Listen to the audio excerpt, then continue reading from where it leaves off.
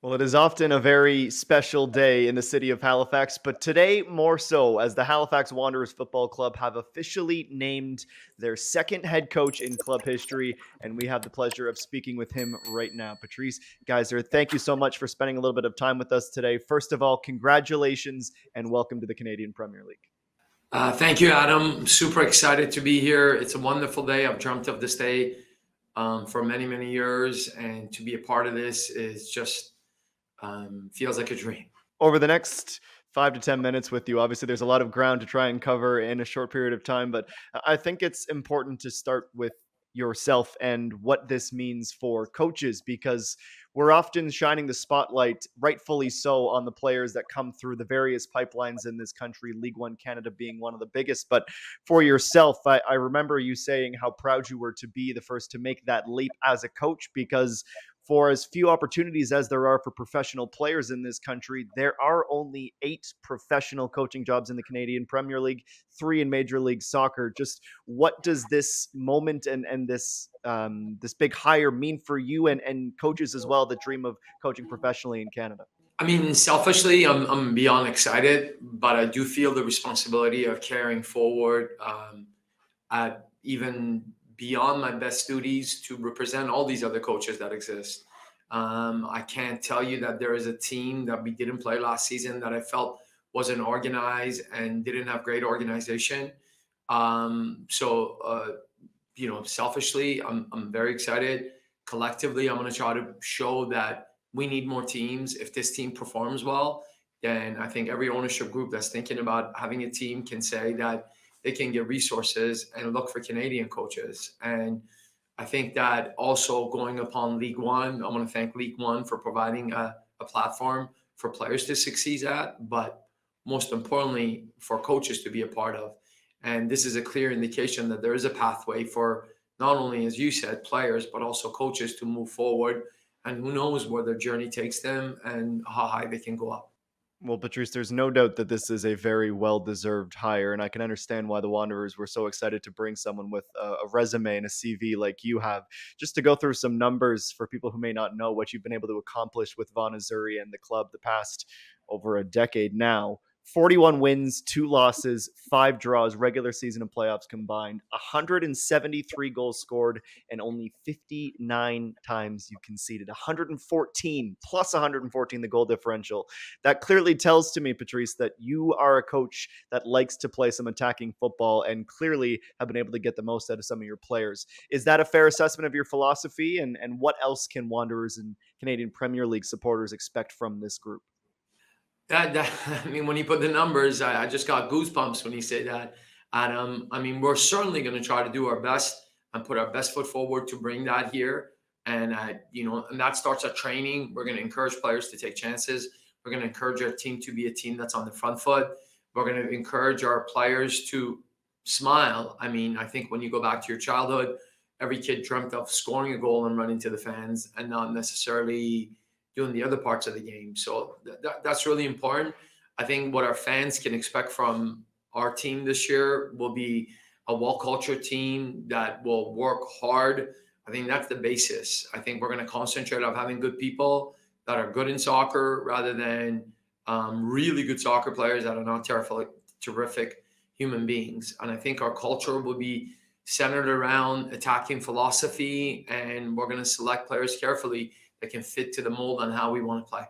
Well, there's certainly goals in this group. And while there are a lot of players right now with the Wanderers, it's still early days in the preseason, of course, that are on options, and those decisions will be made. You will be having a former Golden Boot winner on your team in Joao Morelli. Speaking more of the offense, because it seems like the Wanderers, especially Wanderers grounds, which I do want to touch on, is a tough place to play. But how do you sort of take the shackles off players that might be trying to do a little bit too much or search for that goal if they're a bit snake bitten? How, as a coach, do you just encourage players to play loose, free, and the goals follow? I think, Adam, we got to gain an identity, and our identity is going to be, attacking philosophy, but the principles will be combination play, pass, and move into space. And I think we're going to commit players into attack. We don't need anyone to get 20 or 25 goals. I mean, I certainly hope that'd be great if we do, but we're not going to look to put pressure on one player. We're going to look to have contributing factors. And a lot of that starts with making runs in key areas, putting numbers into the 18-yard box, looking to stay connected. And, the assist is as important as the goal. So for me, again, when we go back to my first point, is we need good people. I think it's going to mean as much as to set up the goal as it is to score the goal. That's the attitude that we want in the locker room. And I think that gets rid of it eliminates the selfishness of someone wanting to do too much, because we're all going to have to contribute in one way or another. I know that League One Ontario pales in comparison travel wise to what you're going to expect, especially as a coastal based club. With that, I'm curious your take on the logistics of the Canadian Premier League in this incredibly large country we have. And on the other side of that coin, trying to get the Wanderers back to their dominant home form where if other sides come in to play at the grounds, it's not going to be easy. You've mentioned that if you could have a goal, it would be to go undefeated at home. Yeah, for sure. I mean, starting with the latter part of your question, the travel and coming here to play on grass with a packed stadium and with a great fan support, we need to utilize that. And I think our philosophy of playing, hardworking and attacking fits the city. So I'm sure, and I hope everyone will get behind it. We need to bring fear, and sort of for everyone not to look forward to come to Halifax will be, as we said, one of our main objectives. In regards of travel, we need to have a deep roster, because the travel is, I don't want to say exhausting, but it's certainly challenging, and we need every member to be able to contribute, so we can continue to be fresh, and meanwhile adjust our training sessions to make sure not only are we fresh but also remain sharp, because you could end up playing on a Saturday and you're playing miles away on the Wednesday. It limits your abilities to train. So a lot of our identity will be laid before the season starts, hopefully, and our objectives will be to have a key rotational system so everyone contributes. And I think when you look at that, Adam, that's key and exciting to every player, because we're not going to have players that believe they're going to be bench players. And we also don't want to have players that believe that they're going to play every minute of the game as well. A word on the League One pipeline, if you will, because that's certainly Sure. something you become very familiar with, Yeah. and you've had the privilege of working with some unbelievable graduates of League One, whether it's your Alistair Yeah. Johnsons, Kamal Millers, Jonathan Osorio, Dane St. Clair, seeing them develop, and even to bring it more specifically to Halifax, Zachary Fernandez, PLSQ, Sam Salter as well. There's talent here. How do you use those connections and that understanding of the amount of quality that exists in this country and try and help handpick some of the players that you think could be ready, whether it's from your former club or former players you've coached against, and bring them up into that professional environment? Yeah, it's a really good one, Adam. I got to tell you, as I feel the responsibility of representing all the other coaches to show that this pathway should continue, I also want to do that for the players, right? I'll tell you, there's not one League One game this past season that I didn't watch for recruiting purposes or was participating with the opposition that I didn't feel there was one player that couldn't play at the higher level. So when you look at it, and the league is 20 plus teams, you're talking about potential of 30 to 35 players that could play at this level. So I think for us, it becomes a part of the qualification now. Okay. So which of them have the ambition to play at this level and keep growing? We want people that their objective is as high as our organization, our fans, and myself. So we want people to continue to grow, right? So that's super important. And then we need to look at their mental strength of coming here. You talked about a rigorous schedule. You mentioned the travel. So we need to, again, qualify the person before the player. And once we have checked off their ability, their desire, and their mental strength, and those are the guys that we want. I will leave you with two, perhaps a bit more personal questions on this. Sure. When we do talk about that connection to League One Ontario, how Mhm. excited are you for that first match? Of course, we understand the home opener, your first match at the helm, wherever it is going to be special. But being able to go back and play at York Lions Stadium in York Region, which I know means so much to you. I get emotional. I don't want to go there. We're doing quite well. I was expecting myself to break into some tears and have controlled myself, but when I think about it, it's very emotional. But obviously, for me, it's just, and I don't want to disconnect myself from where I've come and where there's people that I love that have given me so many chances but I also take the responsibility to say that, yeah, we want to start on the right foot. That first game will mean a lot because it shows what we've worked on the preseason. But on the other hand, it won't make it or break it. If I think, yeah, sure, we want to play the first game, be perfect and win. But I think for me, it's more importantly to get that first game to know we're on the same page and we've set a culture. The playing will get sharper and sharper, but I mean, I'll be extremely excited, and I hope that when that game does come at York Lions Stadium, it'll feel like a home game from all my former players and parents and people that have been around Vaughan, and hopefully we'll see them all in stands with some Halifax apparel supporting us as well.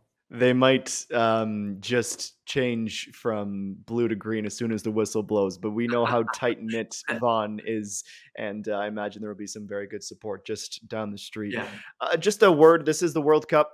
This is an exciting time, of course. Results wise, it hasn't gone particularly well where Canadians would have hoped it has been, but just mentioning some of those players that you've worked with and seen sure. blossom to see them in Qatar at the World Cup, what has that been like for you? I'm sure it's just an immense amount of pride. I don't even, sometimes, Adam, and then again, I know this is something people say, and it sounds a little corny to say it feels like a dream. But the first game really felt like a dream to see Kamal, Alistair, and I know Dane didn't get in, and Jonathan Osorio, who, I had the pleasure of also being a coach of. It felt unbelievable to see them near Kevin De Bruyne. The part in the Croatia game where Kamal pushed Luka Modric, I was ready to jump and just I don't know. So, but I will tell you, Adam, what it's done for me, that it's shown that anything in this sport is possible.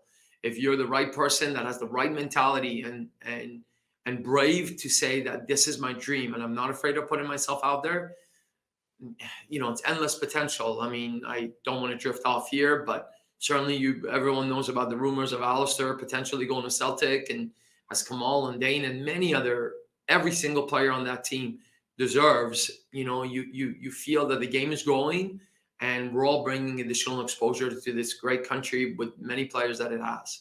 I have to pick up on that because there's something very important in what you're saying there. I think one of the things that's been so special about this World Cup is the veterans and the leaders of this team that have been around for so long finally getting the flowers that they deserve, but Yeah, also giving these young men a chance to experience what a World Cup will be like, to give them a bit of that pre-scout or experience before 26.